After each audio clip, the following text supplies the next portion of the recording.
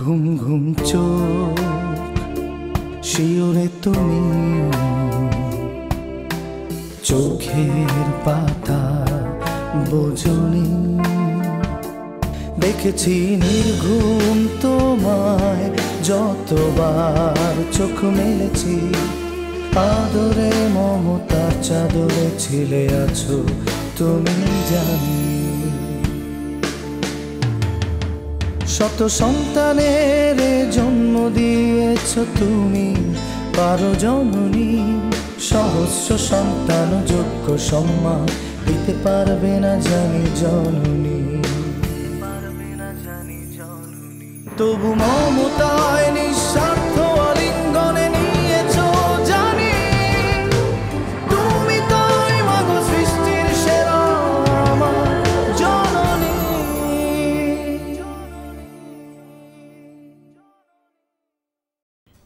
আজ আমি তোমাকে বলে রাখছি, আমিও কিন্তু আজ ছেড়ে কথা বলবো না, ওকে? না না না, তুই কিছু করবি না।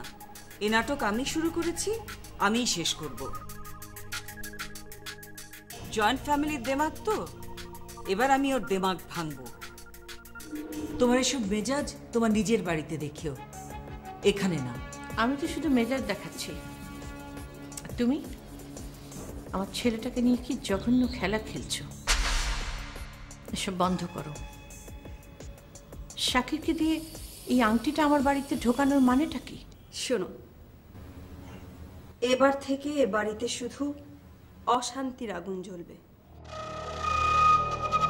আর সেটা শুরু হবে ওই আংটিটা দিয়ে। গুড, এ না হলে আমার মেয়ে। ওকে, বাই। বাই মম।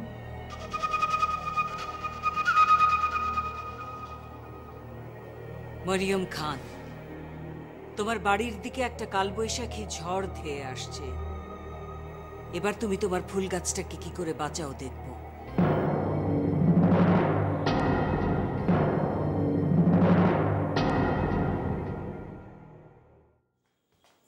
ভাবি ভাবি, তোমার ফোন।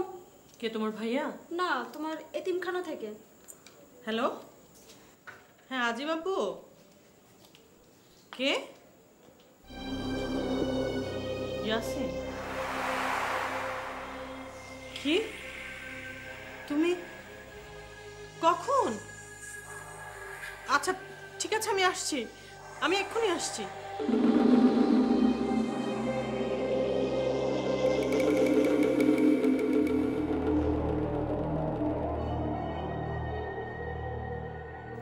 সৃষ্টির জীবনে ইয়াসিন নামের এই নতুন ক্যারেক্টার এতদিন পর কোত্থেকে উদয় হলো? ওর নাম শুনে সৃষ্টি যেভাবে দৌড় দিল, না, এই সৃষ্টি দেখছি দিন দিন রহস্যময় হয়ে উঠছে।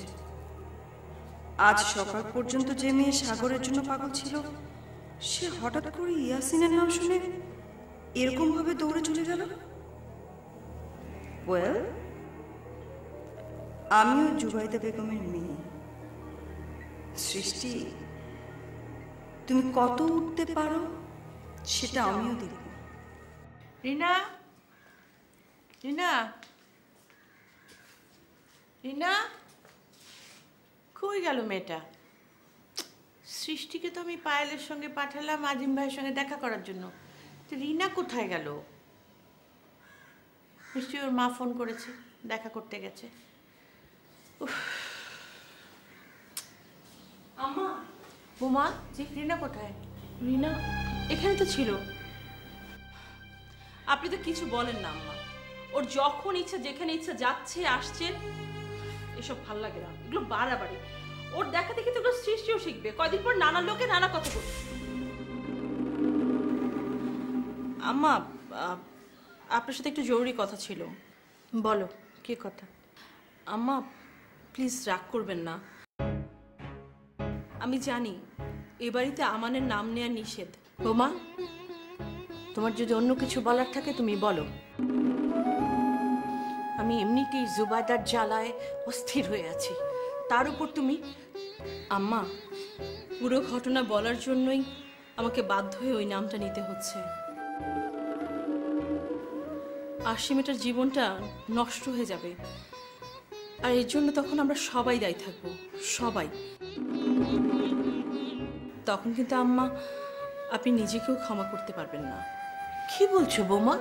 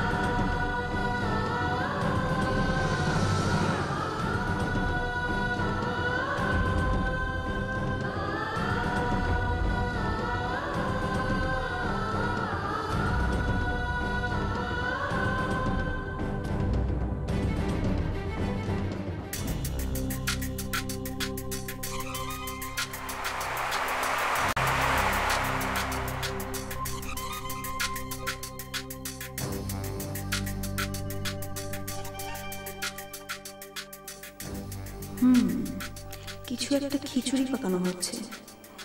এটা শুধু আজিম চাচার অসুখের ব্যাপার না, আরো কিছু আছে। আম্মা, আশির মনের অবস্থা কি তা তো আপনি জানেন। এদিকে আশির বাবা ওর বিয়ে ঠিক করেছে একটা বয়স্ক লোকের সাথে, যার কিনা 2-3টা বাচ্চা আছে। কি বলছো তুমি রেশমা? তার মানে ব্যাপারটা সত্যি?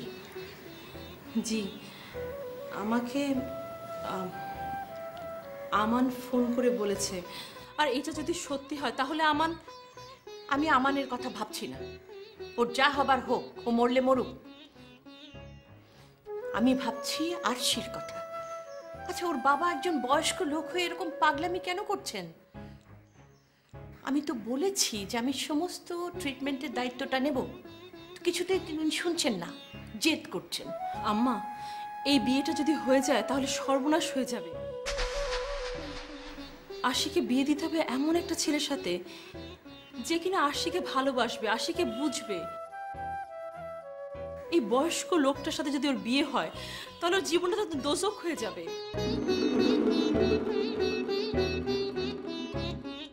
এখনই বা কোন বেহেশতে আছে ওরা? আমার নিজের ছেলেই তোর জীবনটাকে দোজক বানিয়ে দিয়েছে।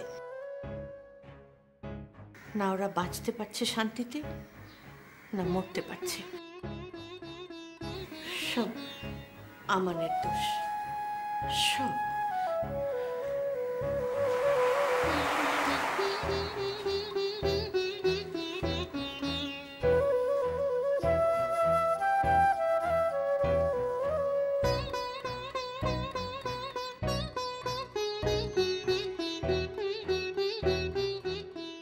আপু, আজিম চাচার অনেক জ্বর। না না, ছেলে মানুষ তো একটুতেই ভয় পেয়ে যায়। তুই কিচ্ছু ভাবিস না মা। একদিন পরে এলি আমি কিনা বিছানায় পড়ে আছি, তুই বস। আমি উঠছেন কেন আপনি?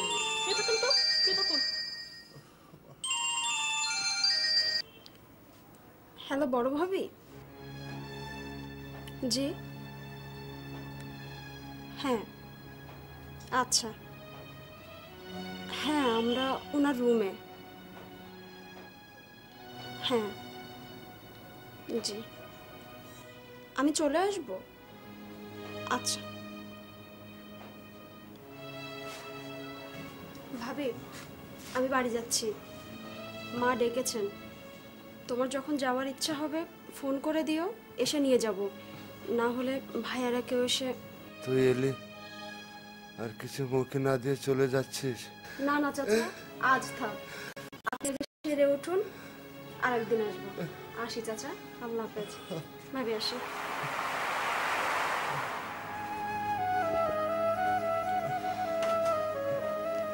আরে তুই কিচ্ছু ভাবিস না, ইয়াসিন এসেছে। ও তো ডাক্তার দেখে প্রেসক্রিপশন করে নিয়েছে, ওষুধ আনতে গেছে মনে হয়। তুই কিচ্ছু ভাবিস না মা। চাচা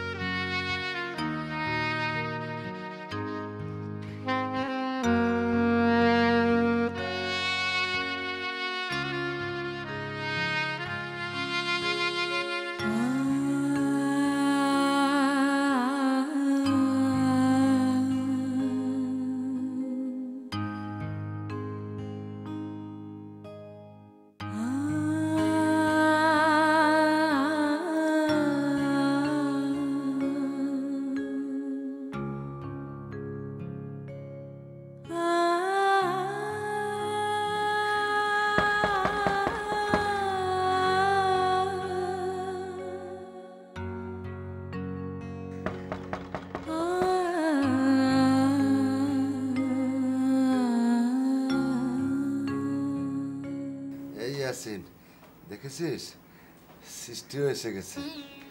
জানি চাচা, আমি তো ফোন করে ওকে খবরটা দিলাম। নিন, আর কথা না, এই ওষুধটা খেয়ে নিন, খেয়ে ঘুমিয়ে পড়েন। ঢাকায় এরকম জ্বর জারি এখন হচ্ছে, ভাইরাস জ্বর 5 দিনে বেশি থাকবে না। গরিবের ঘরে এসব জ্বর আবার বেশি দিন থাকে।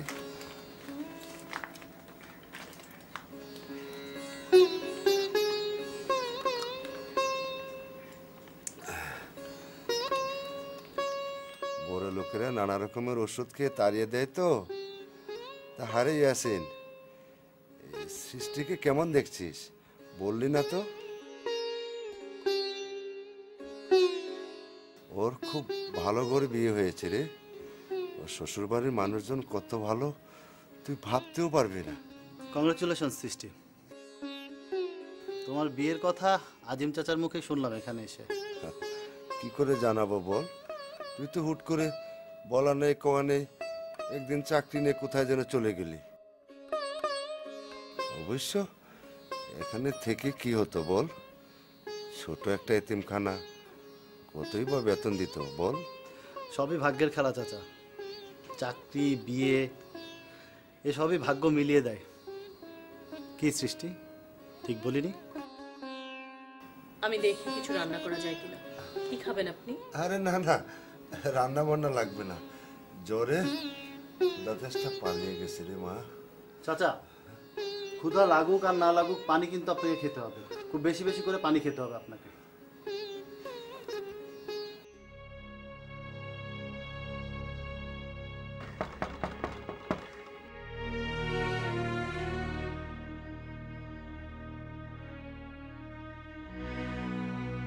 এই দেখো, সেই কখন থেকে আমরা দরজা নক করে চলেছি, অথচ দরজায় তালা দেয়া আমরা খেয়ালই করি। তালা দিয়ে এরা আবার কোথায় গেল? আশির বাবা তো আশিকে নিয়ে বের হয় না। আমার মনে হয় বিয়ের বাজার টাজার করতে গেছে হয়তো। সামনে তো বিয়ে, কিছু বাজার টাজার তো করা প্রয়োজন, তাই না? না না, আমার কেমন যেন খটকা লাগছে। আমার মনে হচ্ছে তোমার ছেলে এসে বিয়ের ব্যাপারে কোনো রকম ভয় দেখিয়ে গিয়েছে, তাই ওর বাবা ওকে নিয়ে এমন কোথাও গেছে যেখানে সহজে বিয়েটা দিতে পারবে। তুমি ওকে জিজ্ঞেস করো, এক্ষুনি জিজ্ঞেস করো ও কি চায়, কেন ওদেরকে এত জ্বালাতন করছে।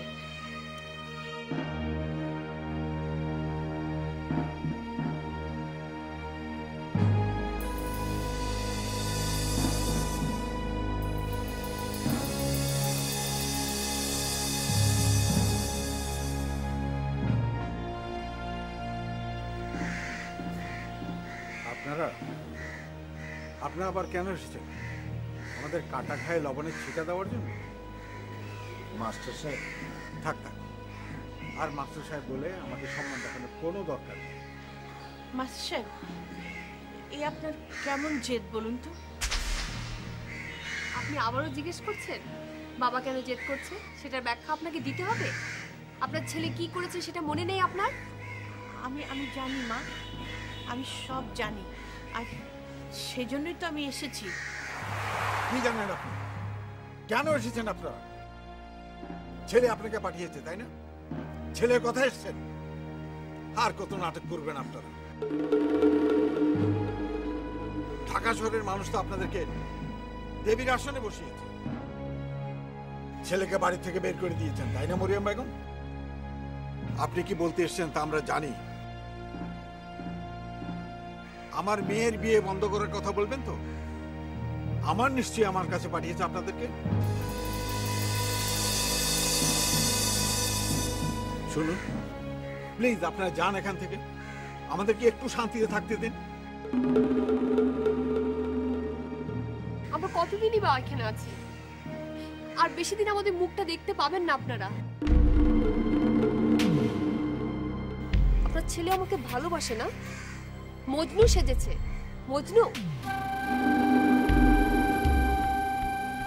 আমার যদি ক্ষমতা থাকতো আপনার ছেলেকে আমি জ্যান্ত পুড়িয়ে মারতাম।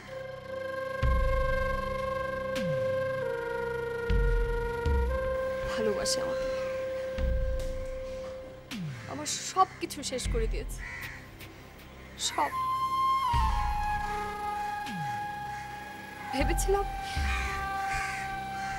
ভেবেছিলাম পড়ালেখা করে বাবার মুখ উজ্জ্বল করব, আর ওই শয়তানটা কিছুই করতে দেয় না।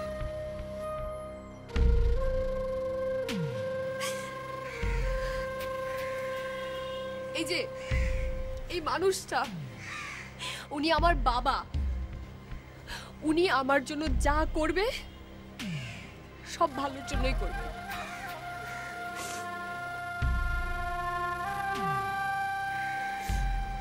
আর আমি আমার বাবার সব কথা মানি, সব। যান যান আপনারা, আপনার ছেলেকে গিয়ে বলুন ভালোবাসা কাকে বলেন, যাতে শিখে আসে।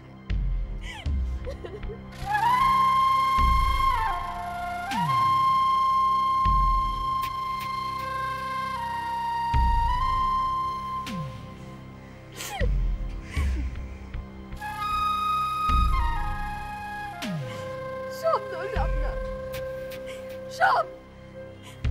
আপনি আপনার ছেলেকে যেভাবে মানুষ করেছেন সেটা তো অনেক বড় ভুল ছিল, তাই সে আজকে এত বড় ক্রিমিনাল হয়েছে।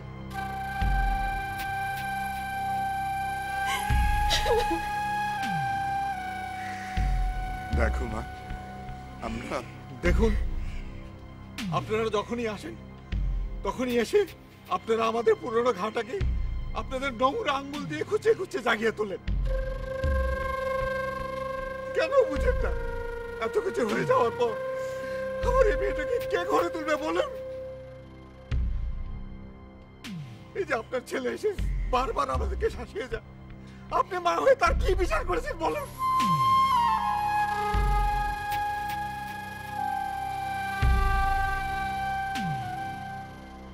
আপনার ছেলেকে বলেন ও কি আমার মেয়েকে বিয়ে করবে?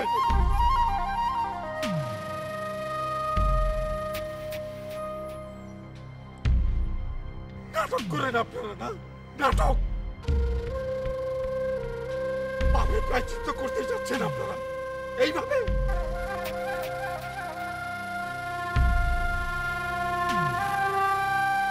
আমাদের হুমকি ধামকি দিয়ে।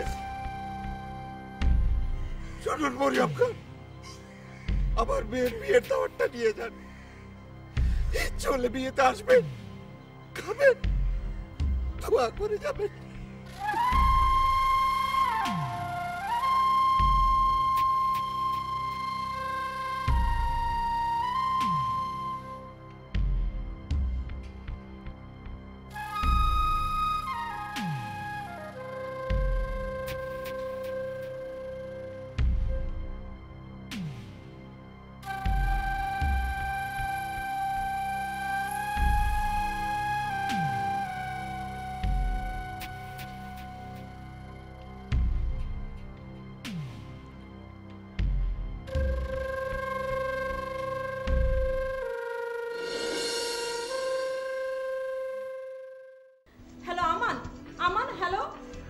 রেশমা কি হয়েছে?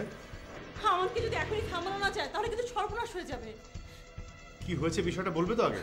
আমার আচ্ছা তুমি যাবে কিসে? চলো ট্যাক্সি বা সিএনজি কিছু ধরে দেই। চলো।